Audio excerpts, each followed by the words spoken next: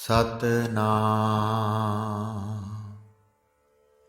ਸ਼੍ਰੀ ਵਾਹਿਗੁਰੂ ਸਾਹਿਬ JIO.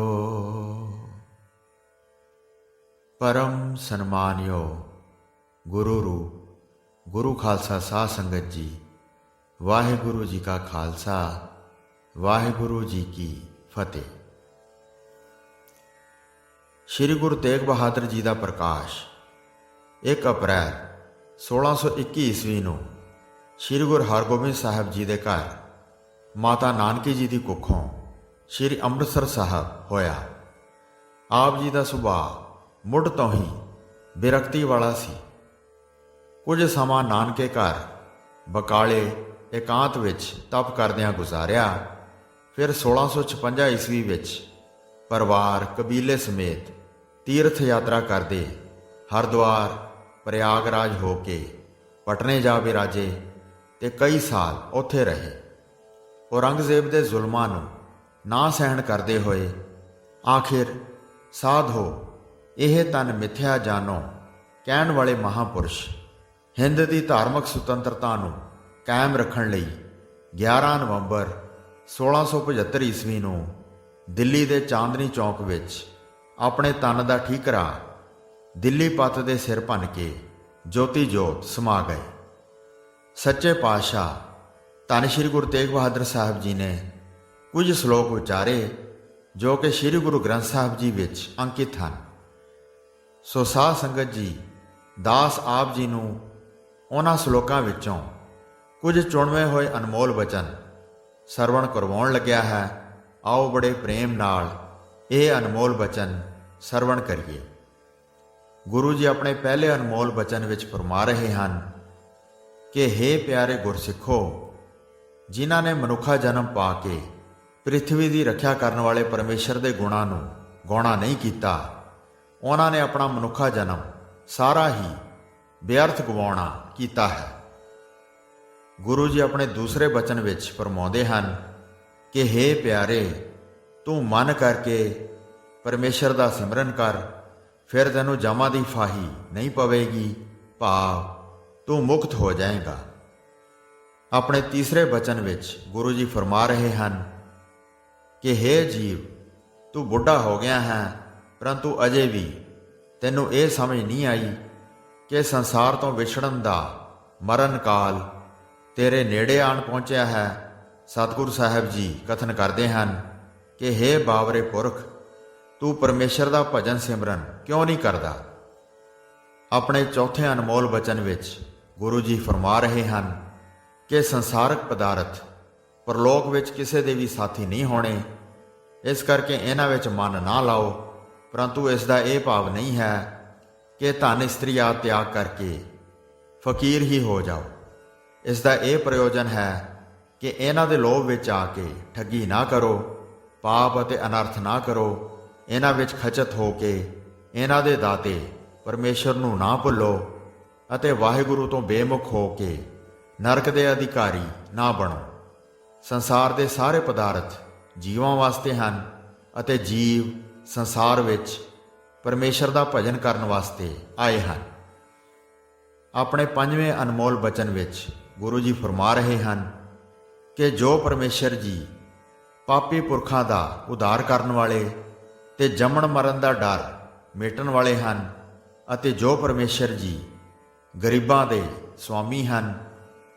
ਸਤਿਗੁਰੂ ਸਾਹਿਬ ਜੀ ਕਥਨ ਕਰਦੇ ਹਨ ਕਿ ਉਸ ਪਰਮੇਸ਼ਰ ਨੂੰ ਜਾਣਨਾ ਕਰ, ਉਹ ਪਰਮੇਸ਼ਰ ਹਮੇਸ਼ਾ ਹੀ ਤੇਰੇ ਨਾਲ ਵਸਦਾ ਹੈ। ਤੇ ਜਿਸ ਪਰਮੇਸ਼ਰ ਨੇ ਤੈਨੂੰ ਸੁੰਦਰ ਸਰੀਰ ਤੇ ਧਨ ਦੌਲਤ ਦਿੱਤਾ ਹੈ, ਉਸ ਪਰਮੇਸ਼ਰ ਦਾ ਤੂੰ ਸਿਮਰਨ ਕਿਉਂ ਨਹੀਂ ਕਰਦਾ। ਆਪਣੇ 6ਵੇਂ ਅਨਮੋਲ ਬਚਨ ਵਿੱਚ ਗੁਰੂ ਜੀ ਫਰਮਾ ਰਹੇ ਹਨ ਕਿ 84 ਲੱਖ ਜੂਨ ਵਿੱਚੋਂ ਸੁਤੰਤਰਤਾ ਅਤੇ ਗਿਆਨ ਦੇ ਕਾਰਨ ਮਨੁੱਖਾ ਜਨਮ ਅਤ ਉੱਤਮ ਜਨਮ ਹੈ। ਇਸ ਦੇਹ ਦੇ ਸੁੱਖ ਦਾ ਸਾਧਨ ਧਨ ਪਦਾਰਥ ਅਤੇ ਗਰਮੀ ਸਰਦੀ ਤੇ ਵਰਖਾ ਦੀ ਬਹੁਲਤਾ ਦੇ ਦੁੱਖ ਤੋਂ ਬਚਾਉਣ ਵਾਲਾ ਸਾਧਨ ਸੁਖਦਾਇਕ ਚੰਗੇ ਘਰ ਜਿਸ ਵਾਹਿਗੁਰੂ ਨੇ ਜੀਵ ਨੂੰ ਦਿੱਤੇ ਹਨ, ਉਸ ਪਰਮੇਸ਼ਰ ਨੂੰ ਜੀਵ ਸਿਮਰਦੇ ਨਹੀਂ ਹਨ। ਇਸ ਲਈ ਸਾਨੂੰ ਉਸ ਪਰਮਾਤਮਾ ਦਾ ਸਿਮਰਨ ਕਰਨਾ ਚਾਹੀਦਾ ਹੈ। ਆਪਣੇ 7ਵੇਂ ਬਚਨ ਵਿੱਚ ਗੁਰੂ ਜੀ ਫਰਮਾ ਰਹੇ ਹਨ, ਜੋ ਆਪ ਦੁਖੀ ਹੈ ਉਹ ਦੂਸਰੇ ਨੂੰ ਸੁੱਖ ਕੀ ਦੇ ਸਕਦਾ ਹੈ। ਇਸ ਕਰਕੇ ਕੋਈ ਵੀ ਮਨੁੱਖ ਕਿਸੇ ਦੇ ਦੁੱਖ ਦੂਰ ਕਰਨ ਦੇ ਸਮਰੱਥ ਨਹੀਂ ਹੈ। ਜੈਸਾ ਕਿ ਗੁਰੂ ਨਾਨਕ ਦੇਵ ਜੀ ਨੇ ਕਿਹਾ ਹੈ, ਨਾਨਕ ਦੁਖੀਆ ਸਭ ਸੰਸਾਰ। 8ਵੇਂ ਬਚਨ ਵਿੱਚ ਗੁਰੂ ਜੀ ਫਰਮਾ ਰਹੇ ਹਨ ਕਿ ਉਸ ਪਰਮੇਸ਼ਰ ਦਾ ਸਿਮਰਨ ਕਰਨ ਵਾਲੇ, ਪਰਮੇਸ਼ਰ ਦੇ ਗੁਣ ਚੇਤੇ ਰੱਖਣ ਵਾਲੇ ਗੁਰਮੁਖ ਜਨ ਸਦਾ ਹੀ ਸੁੱਖ ਦੇ ਸਹਿਤ ਵਸਦੇ ਹਨ ਤੇ ਮੁਕਤ ਹੁੰਦੇ ਹਨ। ਆਪਣੇ 9ਵੇਂ ਬਚਨ ਵਿੱਚ ਗੁਰੂ ਜੀ ਫਰਮਾ ਰਹੇ ਹਨ, ਸੋ ਹੇ ਸਿਆਣੇ ਪੁਰਖ, ਜਿਸ ਚਤੁਰ ਈਸ਼ਵਰ ਨੇ 5 ਤੱਤਾਂ ਦਾ ਤੇਰਾ ਸਰੀਰ ਰਚਿਆ ਹੈ, ਉਸ ਦਾ ਸਿਮਰਨ ਕਰ। ਤੇ ਆਪਣੇ 10ਵੇਂ ਅਨਮੋਲ ਬਚਨ ਵਿੱਚ ਗੁਰੂ ਜੀ ਫਰਮਾ ਰਹੇ ਹਨ ਕਿ ਐ ਮਨੁੱਖ, ਤੂੰ ਉਸ ਮਨੁੱਖ ਦੀ ਸੰਗਤ ਕਰ ਜਿਹੜਾ ਦੁੱਖ ਤੇ ਸੁੱਖ ਨੂੰ ਇੱਕ ਕਰਕੇ ਜਾਣਦਾ ਹੈ, ਦੁੱਖ ਵਿੱਚ ਦੁਖੀ ਨਹੀਂ ਹੁੰਦਾ ਤੇ ਸੁੱਖ ਵਿੱਚ ਖੁਸ਼ ਨਹੀਂ ਹੁੰਦਾ। ਕਿਸੇ ਨਾਲ ਉਸ ਦੀ ਦੋਸਤੀ ਨਹੀਂ ਹੁੰਦੀ, ਕਿਸੇ ਨਾਲ ਉਸ ਦੀ ਦੁਸ਼ਮਣੀ ਨਹੀਂ ਹੁੰਦੀ। ਐਸੇ ਪੁਰਖਾਂ ਦੀ ਸੰਗਤ ਕਰਨ ਨਾਲ ਤੂੰ ਮੁਕਤੀ ਦੀ ਪ੍ਰਾਪਤੀ ਕਰੇਂਗਾ। ਆਪਣੇ 11ਵੇਂ ਬਚਨ ਵਿੱਚ ਗੁਰੂ ਜੀ ਫਰਮਾ ਰਹੇ ਹਨ ਕਿ ਉਸ ਪੁਰਖ ਦੇ ਮੱਥੇ ਦੇ ਸ਼੍ਰੋਮਣੀ ਕਰਮ ਹਨ, ਜਿਨ੍ਹਾਂ ਪੁਰਖਾਂ ਨੇ ਮਾਇਆ ਦੇ ਮੋਹ ਦੀ ਸਗਲੀ ਵਾਸ਼ਨਾ ਤਿਆਗ ਦਿੱਤੀ ਹੈ ਤੇ ਵੈਰਾਗ ਰੂਪੀ ਲਿਬਾਸ ਧਾਰਨ ਕਰ ਲਿਆ ਹੈ, ਅਥਵਾ ਜਿਸ ਨੇ ਵਿਸ਼ਿਆਂ ਨੂੰ ਭੋਗਣ ਦੀ ਸਾਰੀ ਵਾਸ਼ਨਾ ਤਿਆਗ ਦਿੱਤੀ ਹੈ ਅਤੇ ਸਾਰੇ ਪਦਾਰਥਾਂ ਲਈ ਦੋਖ ਦ੍ਰਿਸ਼ਟੀ ਕਰਕੇ ਵੈਰਾਗ ਦਾ ਭੇਸ ਧਾਰਨ ਕਰ ਲਿਆ ਹੈ। ਆਪਣੇ 12ਵੇਂ ਅਨਮੋਲ ਬਚਨ ਵਿੱਚ ਗੁਰੂ ਜੀ ਫਰਮਾ ਰਹੇ ਹਨ ਕਿ ਸਾਰੇ ਤਰ੍ਹਾਂ ਦੇ ਡਰ ਅਤੇ ਸਭ ਤੋਂ ਵਿਸ਼ੇਸ਼ ਕਾਲ ਦਾ ਭੈ ਨਾਸ਼ ਕਰਨ ਵਾਲਾ ਅਤੇ ਖੋਟੀ ਮਤ ਨੂੰ ਦੂਰ ਕਰਨ ਵਾਲਾ ਕਲਯੁਗ ਵਿੱਚ ਵਾਹਿਗੁਰੂ ਦਾ ਨਾਮ ਹੀ ਹੈ। ਇਸ ਗੱਲ ਨੂੰ ਆਪਣੇ ਮਨ ਵਿੱਚ ਸੱਚੀ ਜਾਣ। ਆਪਣੇ 13ਵੇਂ ਬਚਨ ਵਿੱਚ ਗੁਰੂ ਜੀ ਫਰਮਾ ਰਹੇ ਹਨ ਕਿ ਜਿਵੇਂ ਸੁਪਨੇ ਵਿੱਚ ਤਰ੍ਹਾਂ ਤਰ੍ਹਾਂ ਦੇ ਮਨੁੱਖ, ਪਸ਼ੂ, ਪੰਛੀ, ਬਿਰਛ, ਬਨਸਪਤੀ, ਬਾਗ, ਬਨ, ਨਦੀਆਂ, ਸਰੋਵਰ ਆਦਿ ਬਹੁਤ ਪ੍ਰਕਾਰ ਦੀ ਰਚਨਾ ਦਿਸਦੀ ਹੈ, ਪਰੰਤੂ ਉਹ ਦਿਸਦੀ ਰਚਨਾ ਕਾਇਮ ਨਹੀਂ ਰਹਿੰਦੀ। ਨੀਂਦ ਖੁੱਲ੍ਹਦੇ ਹੀ ਸਭ ਗੁੰਮ ਹੋ ਜਾਂਦੇ ਹਨ। ਇਸੇ ਤਰ੍ਹਾਂ ਜੋ ਵੀ ਸੰਸਾਰਕ ਪਦਾਰਥ ਮਨ ਨੂੰ ਮੋਹ ਲੈਣ ਵਾਲੇ ਜੀਵਾਂ ਨੂੰ ਵਾਹਿਗੁਰੂ ਤੋਂ ਭੁਲਾ ਕੇ ਆਪਣੇ ਵਿੱਚ ਮਸਤ ਕਰਦੇ ਹਨ, ਜੀਵਾਂ ਨੂੰ ਅਜਿਹਾ ਰੂਪ ਦੱਸਦੇ ਹਨ ਕਿ ਮਾਨੋ ਸਦਾ ਇੱਕ ਰਸ ਰਹਿਣ ਵਾਲੇ ਹਨ, ਪਰ ਉਹ ਸਮੇਂ ਦੀ ਰਫ਼ਤਾਰ ਨਾਲ ਇੱਕ ਇੱਕ ਖਿਣ ਵਿੱਚ ਬਦਲ ਰਹੇ ਹਨ। ਇਸ ਕਰਕੇ ਜੀਵਾਂ ਨੂੰ ਚਾਹੀਦਾ ਹੈ ਕਿ ਉਹਨਾਂ ਨੂੰ ਸਥਿਰ ਜਾਣ ਕੇ ਉਹਨਾਂ ਵਿੱਚ ਖਚਿਤ ਨਾ ਹੋਣ, ਸਗੋਂ ਰਚਨਹਾਰ ਪਰਮੇਸ਼ਰ ਵਿੱਚ ਪ੍ਰੇਮ ਕਰਨ, ਜੋ ਹਮੇਸ਼ਾ ਇੱਕ ਰਸ ਆਨੰਦ ਦਾਤਾ, ਅਜਰ, ਅਮਰ, ਅਕਾਲ ਸਰੂਪ ਹੈ, ਜੋ ਇੱਕੋ ਹੀ ਸਤ ਸਰੂਪ, 3 ਕਾਲ, ਇੱਕ ਰਸ ਰਹਿਣ ਵਾਲਾ ਹੈ, ਜਿਸ ਦੇ ਭਜਨ ਕਰਨ ਨਾਲ ਹਮੇਸ਼ਾ ਸੁੱਖ ਦੀ ਪ੍ਰਾਪਤੀ ਹੁੰਦੀ ਹੈ। ਆਪਣੇ 14ਵੇਂ ਅਨਮੋਲ ਬਚਨ ਵਿੱਚ ਗੁਰੂ ਜੀ ਫਰਮਾ ਰਹੇ ਹਨ, ਜਿਸ ਪ੍ਰਕਾਰ ਪਾਣੀ ਦਾ ਬੁਦਬੁਦਾ ਪੌਣ ਦੇ ਮਿਲਾਪ ਕਰਕੇ ਜਲ ਵਿੱਚੋਂ ਹੀ ਉਤਪੰਨ ਹੁੰਦਾ ਹੈ, ਜਲ ਦੇ ਸਹਾਰੇ ਠਹਿਰਦਾ ਹੈ ਅਤੇ ਅੰਤ ਨੂੰ ਪੌਣ ਦੇ ਨਿਕਲ ਜਾਣ ਸਮੇਂ ਪਾਣੀ ਵਿੱਚ ਹੀ ਸਮਾ ਜਾਂਦਾ ਹੈ। ਸਤਿਗੁਰ ਸਾਹਿਬ ਜੀ ਕਥਨ ਕਰਦੇ ਹਨ ਕਿ ਹੇ ਮਿੱਤਰਾ, ਸੁਣਨਾ ਕਰ, ਇਸੇ ਤਰ੍ਹਾਂ ਇਸ ਸੰਸਾਰ ਦੀ ਰਚਨਾ ਨੂੰ ਨਿਸ਼ਚੈ ਕਰਕੇ, ਭਾਵ ਮਾਇਆ ਦੇ ਸੰਬੰਧ ਕਰਕੇ, ਜਗਤ ਵਿਵਰਤਵਾਦ ਦੀ ਰੀਤੀ ਅਨੁਸਾਰ ਬ੍ਰਹਮ ਰੂਪੀ ਜਲ ਤੋਂ ਹੀ ਪੈਦਾ ਹੁੰਦਾ ਹੈ, ਫਿਰ ਬ੍ਰਹਮ ਦੇ ਆਸਰੇ ਹੀ ਠਹਿਰਦਾ ਹੈ ਤੇ ਅੰਤ ਨੂੰ ਬ੍ਰਹਮ ਦੇ ਵਿੱਚ ਹੀ ਲੀਨ ਹੋ ਜਾਂਦਾ ਹੈ। ਗੁਰੂ ਜੀ ਦਾ 15ਵਾਂ ਅਨਮੋਲ ਬਚਨ ਇਹ ਹੈ ਕਿ ਸਾਡੀ ਸੱਚੀ ਇਹ ਸਿੱਖਿਆ ਮੰਨ ਲੈਣਾ ਕਰੋ ਕਿ ਪਰਮੇਸ਼ਰ ਦੇ ਭਗਤਾਂ ਵਿੱਚ ਤੇ ਪਰਮੇਸ਼ਰ ਵਿੱਚ ਰੰਚਕ ਜਿਤਨਾ ਵੀ ਅੰਤਰ ਨਹੀਂ ਹੈ।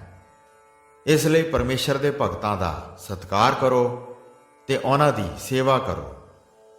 ਆਪਣੇ 16ਵੇਂ ਅਨਮੋਲ ਬਚਨ ਵਿੱਚ ਗੁਰੂ ਜੀ ਫਰਮਾ ਰਹੇ ਹਨ ਕਿ ਹੇ ਮਨਾ, ਉਸ ਪਰਮੇਸ਼ਰ ਦਾ ਸਿਮਰਨ ਕਰ, ਫਿਰ ਤੇਰੇ ਸਾਰੇ ਧਰਮ, ਅਰਥ, ਕਾਮ, ਮੋਖ ਆਦਿ ਕਾਰਜ ਪੂਰਨ ਹੋ ਜਾਣਗੇ, ਕਿਉਂਕਿ ਉਸ ਦੇ ਸਾਰੇ ਭੰਡਾਰ ਭਰੇ ਹੋਏ ਹਨ। ਆਪਣੇ 17ਵੇਂ ਅਨਮੋਲ ਬਚਨ ਵਿੱਚ ਗੁਰੂ ਜੀ ਫਰਮਾ ਰਹੇ ਹਨ, ਜਿਸ ਪ੍ਰਾਣੀ ਦੇ ਚਿੱਤ ਵਿੱਚ ਪਰਮੇਸ਼ਰ ਦੀ ਪ੍ਰੇਮਾ ਭਗਤੀ ਨਹੀਂ ਹੈ, ਉਸਨੇ ਆਪਣਾ ਮਨੁੱਖਾ ਜਨਮ ਬੇਅਰਥ ਗਵਾ ਲਿਆ ਹੈ। ਮਨੁੱਖਾ ਜਨਮ ਦੀ ਇਹੋ ਅਸਲੀ ਵਡਿਆਈ ਹੈ, ਜੋ ਇਸ ਵਿੱਚ ਪਰਮੇਸ਼ਰ ਦਾ ਗਿਆਨ ਹੋ ਸਕਦਾ ਹੈ। ਜੇਕਰ ਗਿਆਨ ਦੀ ਪ੍ਰਾਪਤੀ ਨਾ ਹੋਈ ਤਾਂ ਖਾਣਾ ਪੀਣਾ, ਹੱਸਣਾ ਸੌਣਾ, ਭੁੱਖ ਤ੍ਰੇਹ, ਨੀਂਦਰ, ਕਾਮ ਆਦਿ ਚੇਸ਼ਟਾ ਸਾਰੇ 5 ਭੌਤਿਕ ਸਰੀਰਾਂ ਦੀ ਇੱਕ ਸਮਾਨ ਹੈ। ਇਸ ਵਿੱਚ ਕੁੱਤੇ, ਸੂਰ ਤੇ ਮਨੁੱਖ ਇੱਕੋ ਜਿਹੇ ਹਨ। ਜੇਕਰ ਪਰਮੇਸ਼ਰ ਦੀ ਭਗਤੀ ਨਹੀਂ ਕੀਤੀ ਤਾਂ ਜਿਹੋ ਜਿਹਾ ਸੂਰ ਮਲ ਆਹਾਰੀ ਗੰਦਗੀ ਖਾਣ ਵਾਲਾ ਅਤੇ ਕੁੱਤਾ ਬੇਅਰਥ ਭੌਂਕਦਾ ਰਹਿੰਦਾ ਹੈ ਜਾਂ ਝੂਠਾ ਖਾਂਦਾ ਰਹਿੰਦਾ ਹੈ, ਇਸ ਤਰ੍ਹਾਂ ਮਨੁੱਖ ਭੋਗੇ ਹੋਏ ਪਦਾਰਥਾਂ ਨੂੰ ਭੋਗਦਾ ਅਤੇ ਚੁਗਲੀ, ਨਿੰਦਿਆ, ਅਵਗੁਣ ਚੁਣਨੇ ਆਦਿ ਮੈਲ ਆਹਾਰੀ ਹੁੰਦਾ ਹੋਇਆ ਸੂਰ ਅਤੇ ਕੁੱਤੇ ਸਮਾਨ ਹੋ ਰਿਹਾ ਹੈ। ਆਪਣੇ 18ਵੇਂ ਅਨਮੋਲ ਬਚਨ ਵਿੱਚ ਗੁਰੂ ਜੀ ਫਰਮਾ ਰਹੇ ਹਨ ਕਿ ਪਰਮੇਸ਼ਰ ਦੀ ਪ੍ਰਾਪਤੀ ਵਾਲੇ ਪ੍ਰੇਮੀਆਂ ਨੂੰ ਕੁੱਤੇ ਕੋਲੋਂ ਸਿੱਖਿਆ ਲੈਣੀ ਚਾਹੀਦੀ ਹੈ। ਜਿਸ ਤਰ੍ਹਾਂ ਕੁੱਤਾ ਇੱਕੋ ਮਾਲਕ ਦਾ ਆਸਰਾ ਰੱਖ ਕੇ ਉਸ ਦਾ ਆਸਰਾ ਛੱਡਦਾ ਨਹੀਂ ਹੈ, ਇਸੇ ਤਰ੍ਹਾਂ ਪਰਮੇਸ਼ਰ ਦੇ ਸੇਵਕਾਂ ਨੂੰ ਦੂਸਰੇ ਦੇਵੀ ਦੇਵਤਿਆਂ ਦਾ ਧਿਆਨ ਛੱਡ ਕੇ ਕੇਵਲ ਪਰਮੇਸ਼ਰ ਦੇ ਪ੍ਰਾਣ ਹੋ ਕੇ ਹੀ ਰਹਿਣਾ ਚਾਹੀਦਾ ਹੈ। ਅਤੇ ਜਿਸ ਤਰ੍ਹਾਂ ਕੁੱਤਾ ਆਪਣੇ ਜੀਵਨ ਦਾ ਮਨੋਰਥ ਕੇਵਲ ਮਾਲਕ ਦੀ ਸੇਵਾ ਜਾਣਦਾ ਹੈ, ਇਸੇ ਤਰ੍ਹਾਂ ਜੀਵ ਨੂੰ ਕੇਵਲ ਪਰਮੇਸ਼ਰ ਦੇ ਭਜਨ ਨੂੰ ਹੀ ਆਪਣੇ ਜੀਵਨ ਦਾ ਮਨੋਰਥ ਥਾਪ ਲੈਣਾ ਚਾਹੀਦਾ ਹੈ। ਅੱਗੇ ਗੁਰੂ ਜੀ 19ਵੇਂ ਅਨਮੋਲ ਬਚਨ ਵਿੱਚ ਫਰਮਾ ਰਹੇ ਹਨ ਕਿ ਜੇਕਰ ਹਾਥੀ ਨੂੰ ਇਸ਼ਨਾਨ ਕਰਵਾਇਆ ਜਾਏ ਤਾਂ ਫਿਰ ਉਹ ਆਪਣੇ ਸੁਭਾਅ ਅਨੁਸਾਰ ਮਿੱਟੀ ਸੁਆਹ ਉਡਾ ਕੇ ਆਪਣੇ ਹੀ ਸਿਰ ਅਤੇ ਸਰੀਰ ਉੱਤੇ ਪਾ ਲੈਂਦਾ ਹੈ। ਉਸ ਦੇ ਨਹਾਉਣ ਦੇ ਕਾਰਨ ਜੋ ਉਸ ਦੇ ਸਰੀਰ ਦੀ ਸਫਾਈ ਹੋਣੀ ਸੀ, ਉਸ ਦੀ ਥਾਂ ਸਗੋਂ ਹੋਰ ਮੈਲ ਆਪਣੇ ਸਰੀਰ ਉੱਤੇ ਲਾ ਲੈਂਦਾ ਹੈ। ਇਸੇ ਤਰ੍ਹਾਂ ਜੇਕਰ ਕੋਈ ਜੀਵ ਸ਼ੁਭ ਕਰਮ ਕਾਰਨ ਹੰਗਤਾ ਦੇ ਰੋਗ ਦਾ ਰੋਗੀ ਹੋ ਜਾਵੇ ਤਾਂ ਜਾਣਨਾ ਕਰੋ ਉਸ ਕਰਮ ਦਾ ਫਲ ਸਗੋਂ ਉਲਟਾ ਹੀ ਪ੍ਰਾਪਤ ਹੁੰਦਾ ਹੈ। ਤੇ ਆਪਣੇ 20ਵੇਂ ਅਨਮੋਲ ਬਚਨ ਵਿੱਚ ਗੁਰੂ ਜੀ ਫਰਮਾ ਰਹੇ ਹਨ ਕਿ ਜਗਤ ਹੈ ਤਾਂ ਸਹੀ, ਪਰੰਤੂ ਰੇਤ ਦੀ ਕੰਧ ਵਾਂਗ ਸਥਿਤ ਰਹਿਣ ਵਾਲਾ ਨਹੀਂ ਹੈ। ਇਹ ਇੱਕ ਛਿਨ ਵਿੱਚ ਨਾਸ਼ ਹੋ ਜਾਣਾ ਹੈ। ਇਸ ਵਿੱਚ ਮਨ ਦੀ ਪ੍ਰੀਤੀ ਨਾ ਲਾਉਣਾ ਕਰੋ। ਮੌਤ ਨੂੰ ਸਦਾ ਸਿਰ ਉੱਤੇ ਸਮਝ ਕੇ ਉਦਾਸ ਰਹਿਣਾ ਕਰੋ। ਪਾਪ ਕਰਮ ਨਾ ਕਰੋ। ਦੇਹ ਰੂਪੀ ਰੇਤ ਦੇ ਘਰ ਨਾਲੋਂ ਪਿਆਰ ਛੱਡ ਕੇ ਸਦਾ ਕਾਇਮ ਰਹਿਣ ਵਾਲੇ ਇੱਕ ਅਕਾਲ ਪੁਰਖ ਦੇ ਚਰਨ ਕਮਲਾਂ ਨਾਲ ਪ੍ਰੇਮ ਕਰੋ। ਸੋ ਸਾਧ ਸੰਗਤ ਜੀ, ਇਹ ਸਨ ਸੱਚੇ ਪਾਤਸ਼ਾਹ ਧੰਨ ਸ਼੍ਰੀ ਗੁਰੂ ਤੇਗ ਬਹਾਦਰ ਸਾਹਿਬ ਜੀ ਦੇ ਸ਼ਲੋਕਾਂ ਵਿੱਚ ਉਚਾਰਨ ਕੀਤੇ ਗਏ ਕੁਝ ਅਨਮੋਲ ਬਚਨ ਸੁਣਾਉਂਦੇ ਹੋਏ ਹੋਈਆਂ ਅਨੇਕ ਭੁੱਲਾਂ ਚੁੱਕਾਂ ਦੀ ਖਿਮਾ ਬਖਸ਼ਣਾ ਜੀ। ਦਾਸ ਨੂੰ ਆਗਿਆ ਦਿਓ। ਵਾਹਿਗੁਰੂ ਜੀ ਕਾ ਖਾਲਸਾ, ਵਾਹਿਗੁਰੂ ਜੀ ਕੀ ਫਤਿਹ।